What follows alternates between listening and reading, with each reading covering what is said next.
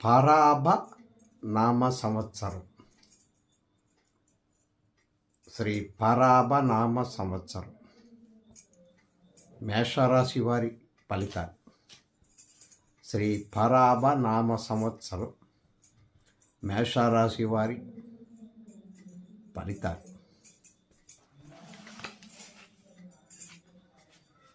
ఈ మేషరాశిలో అశ్విని 1, 2, 3, 4 పాదాలు, భరణి 1, 2, 3, 4 పాదాలు, కృత్తిక ప్రథమ పాదం.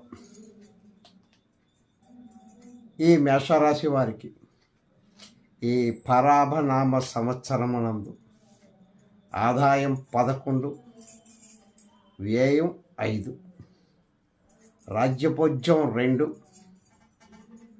అవమానం 4.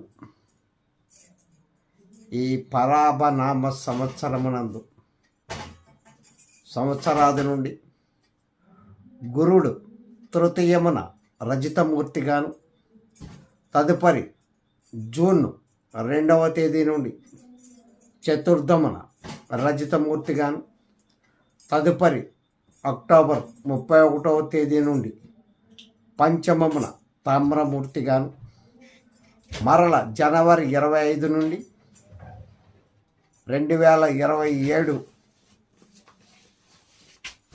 నుండి కర్కాటకంలో రజితమూర్తిగాను గురుడు సంచరిస్తూ ఉంటాడు. శని భగవానుడు ఈ సంవత్సరం అంతా వ్యయస్థానమున లోహమూర్తిగాను, ఉగాది నుండి రాహుకేతులు లాభ పంచమ భావాలయందు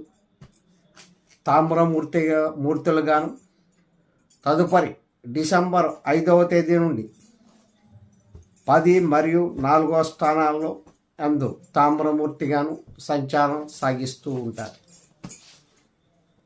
ఈ గ్రహగతులని మనం పరిశీలించగా గత సంవత్సరం వలె అన్నింటా యోగదాయకంగా ఉన్నప్పటికీ వృత్తి, వాణిజ్య, వ్యవహారాల పెట్టుబడుల విషయంలో, నూతన పెట్టుబడుల విషయంలోనూ మిక్కిలి జాగ్రత్తగా నిర్ణయాలు తీసుకోవాలి.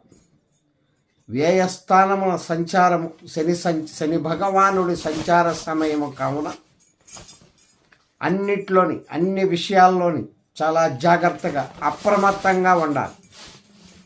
జూన్ 2వ తేదీ నుండి గురుని సంచారం వలన గతంలో రావలసిన పాత బకాయిలు వసూలు అవ్వడానికి అవకాశం.